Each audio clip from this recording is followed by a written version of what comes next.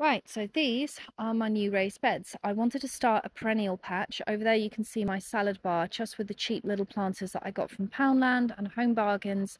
Ignore the IBCs, I know it's an eyesore. I will be moving that behind the shed and plumbing it up to the gutters for more efficient rainwater collection. But I needed two new raised beds, one for the new asparagus patch that I wanted to grow, and as you can see this is massive, and then this will also be for perennials like perennial leek, perennial broccoli, perennial kale, some cabbages as well, things like that, stuff which just needs to be put in the ground and left alone more or less, and also which ideally isn't in full sun. This area over here, it just gets way too hot, which is great for some annuals, but it's not so good for the perennials.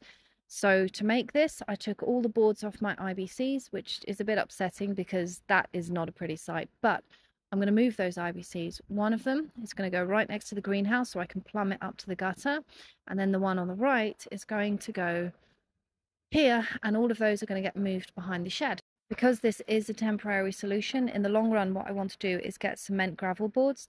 They're a tiny little bit higher and they're about £8 to £12 for 4 meter long cement boards. So it'll be a one-time purchase and then I'll never have to buy them again, but I can't afford that yet, so this will do. So I just had to repurpose what I had so I could make an area which was slightly raised up and had better soil quality than the natural soil quality we have in this garden, which is shite. Boards are from the old shed, and then I had some spare L brackets, and when I ran out of L brackets very quickly, what I did is I took old bamboo canes, I cut them in half, whack them into the ground just to support the boards, and this does the job just fine. Over the next few days I'm going to be moving all of the guinea pig poo from the enclosure, putting that in here, and then slowly building up the soil with all of the soil that's left over from the potatoes, which we need to empty out of the buckets. So it's going to be a slow process. A lot of my perennials I'm just going to plant directly into this soil, and then over the winter build this up with layers of compost from leaf mulch, comfrey, the animal manure from the guinea pigs and the quail.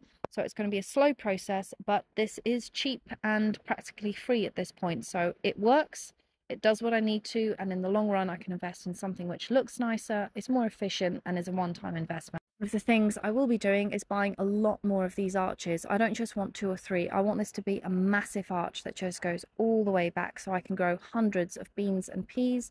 It creates a little bit of shade, which in summer is going to be quite vital, and it should look stunning. But that's something I'll try and get in the winter when these arches are a lot cheaper.